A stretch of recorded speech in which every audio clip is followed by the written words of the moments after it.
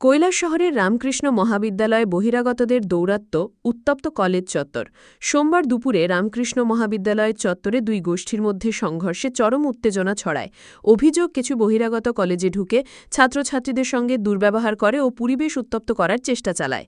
ঘটনার পরপরই কৈলাসশহর থানার পুলিশ ও টিএসআর বাহিনী কলেজে পৌঁছে পরিস্থিতি নিয়ন্ত্রণে আনে।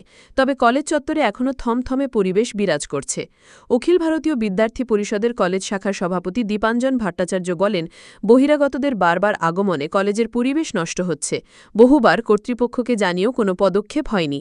এদিকে কলেজ কর্তৃপক্ষ এই বিষয়ে কোনো মন্তব্য না করলেও পুলিশ ঘটনার তদন্ত শুরু করেছে। স্থানীয়দের মতে, শিক্ষাঙ্গনে এই ধরনের ঘটনা খুবই উদ্বেগজনক এবং দ্রুত ব্যবস্থা নেওয়া প্রয়োজন। কি হয়েছে আজকে? সকলকে নমস্কার। নাম দীপাঞ্জন ভট্টাচার্য, অখিল ভারতীয় বিদ্যার্থী পরিষদ কৈলাসশহর রামকৃষ্ণ মহাবিদ্যালয় শাখার সভাপতি। তো বিগত কয়েকদিন ধরে আমাদের রামকৃষ্ণ মহাবিদ্যালয় বহিরাগত কিছু ছাত্রসংখ্য ঢুকে অনবরত একটি বিশৃঙ্খলা সৃষ্টি করছে। আমাদের ফার্স্ট সেমিস্টারে এডমিশন নিয়েছে ওদের সাথে, এবং আমাদের সাথে অনেক তর্ক বিতর্ক করে যাচ্ছে।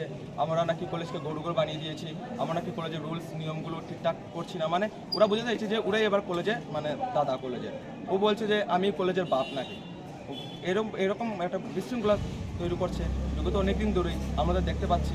আমরা কলেজ কর্তৃপক্ষের কাছে এটা জানিয়েছি এই বিষয় নিয়ে, কিন্তু কলেজ কর্তৃপক্ষ ভূমিকা এখানে একদমই পাওয়া যায়নি।